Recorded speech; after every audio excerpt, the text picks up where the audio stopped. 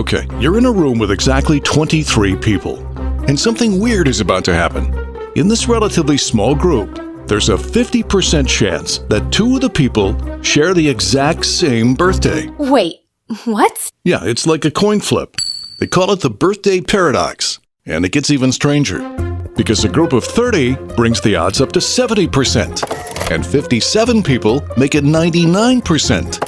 So how is this even possible? In number theory, the process involves calculating the exponentiation of pairs. Translation? Well, it basically means you weren't really paying attention in math class, were you?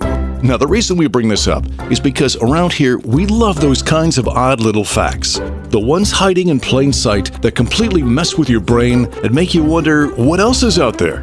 So if you're into that kind of stuff too, then you are in the right place. Welcome to the podcast that answers some of the questions you've always wondered about. It's the Always Wondered podcast. Hi, I'm Rick Peterson. Thanks for joining us. Meet the wolf. Fierce, wild, and frightening. But somehow this became this. So have you always wondered, how did dogs become man's best friend?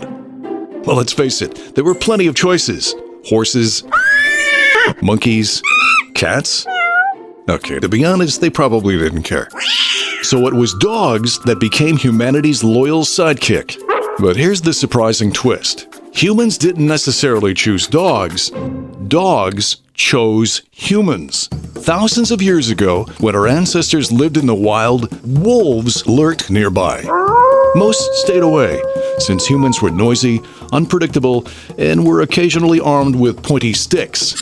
But some wolves noticed something. Hey, those humans leave scraps lying around. You mean free food? Nope, I'm talking buffet. So the boldest and probably friendliest wolves started hanging around the edges of human camps. Not close enough to get speared, just close enough to score leftovers. Eating's good in the neighborhood tonight. Now, over many generations, those less aggressive wolves gained a huge evolutionary advantage, and humans started relying on them. Anthropologically speaking, the all-new Wolf 1.0 was humanity's first high-tech upgrade package. Think about it. We provided food and shelter, and in return, get better hearing, better sense of smell, a faster runner, superior hunter, and efficient security system. They were like a smartwatch with 4 legs and a tail. And here's where things get really interesting. Scientists believe dogs didn't just change their behavior. Their physical features changed to strengthen their bond with humans. One example? Dogs developed facial muscles to raise their eyebrows, creating those puppy dog eyes. You know, the look that says, I've never done anything wrong in my life. Even when standing next to a shredded couch cushion. I swear, it wasn't me. So dogs becoming man's best friend is really about two species striking a beneficial partnership. And it all began with a wolf wandering close to the campfire and a human saying, "Sure, stick around if you want." And all this time later, they now sleep on our couch, steal our socks, and somehow make us feel guilty just for eating a sandwich. Oh, all right. Here you go. Yep, they've been playing us for thousands of years. The Always Wondered podcast. Play-Doh is the colorful modeling compound responsible for approximately 97% of all mysterious gunk found in carpeting since 1956. But kids love it. Look what I made, Mom. Oh, sweetie, what a beautiful, headless, pink, Dinosaur! Oh, that's just exactly what I was going to say. So have you always wondered the origin of Play-Doh? You know what's new? Play-Doh's got the toy for you. Well, Play-Doh was never intended as a toy. In fact, it started as wallpaper cleaner. I beg your pardon? Yeah, back in the 1930s, many homes were heated by coal furnaces. But unfortunately, coal left ugly black soot marks on wallpaper. So a company in Cincinnati invented a soft, putty-like compound to solve the problem. Just rub this weirdly squishy goo on the wallpaper and stains disappear. And it actually worked. But then, technology happened.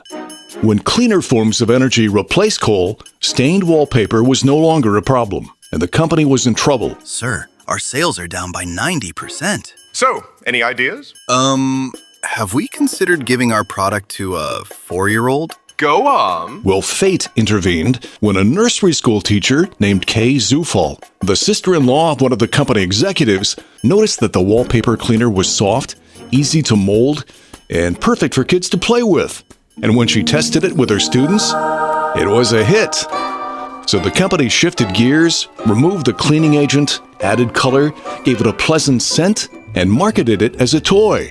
Originally, they wanted to call it Rainbow Modeling Compound. But Kay had a better idea. Play-Doh. And an icon was born.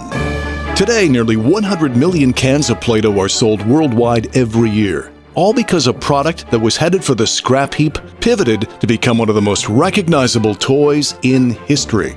And who knows where we could go next? Would you like to hear my idea for turning lawn fertilizer into a board game? No, I think we're good. It's the Always Wondered podcast. The term has been used for years. Coming to a theater near you, this year's biggest blockbuster. When you hear it, you know it's a can't-miss movie. But have you always wondered the origin of the word blockbuster? For the answer, we go back to World War II England, where the British military had developed a brand new bomb. This thing is enormous, but it needs a name. Very well. Just how powerful is it? It can wipe out an entire city block. Gentlemen, I think we have our answer.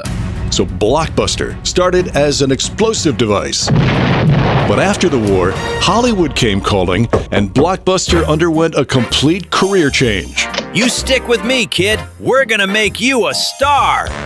Newspapers and movie studios started calling massive hits blockbusters, and somehow everyone agreed. This movie's gonna be a blockbuster. The roof is gonna blow off. Seats will shake. Overpriced popcorn will be spilling in the aisles. But here's where things get weird. Because in Hollywood, the opposite of a blockbuster movie is a bomb. This picture bombed at the box office. Total disaster. Nobody saw it. Even my mom watched something else. So think about that. A blockbuster started as an actual bomb, but a movie bomb is the exact opposite of what a blockbuster is now. It's as if language got halfway through the assignment and then just wandered off. But in the end, maybe it's fitting that we have both blockbusters and bombs, because for some reason, Hollywood loves military metaphors. The film is launching this weekend. The campaign is intense. This movie will invade theaters everywhere. It's the studio's tentpole. Sure to conquer the box office. You know, maybe we should just start calling the concession stand the Department of Defense. Yeah, maybe we should. The Always Wondered podcast. Well, that wraps up another episode of Always Wondered. Remember, new episodes arrive every Friday, and in between times, you can check out some of our fun little videos of our topics on TikTok, Instagram, YouTube, and Facebook. And we would love for you to subscribe. That way episodes will come right to you, kind of like DoorDash. Only with no soggy fries, no accidentally leaving it at your neighbor's door, and no 20% tip. All right. As always, we leave you with one to ponder. Have you always wondered why we say motorcycle, but also bicycle? I mean, they both end with CYCLE, right? From a purely linguistic standpoint, the phonetic dynamics here are totally and completely whack. So until next time, stay curious and keep wondering. I'm Rick Peterson. Thanks for listening. The Always Wondered podcast. If you like what you hear, please subscribe, leave a 5-star rating, and a review. Listen on Apple Podcasts, Spotify, or wherever you get your podcasts. Feel free to offer suggestions for future topics or simply reach out to alwayswonderedpodcast@gmail.com.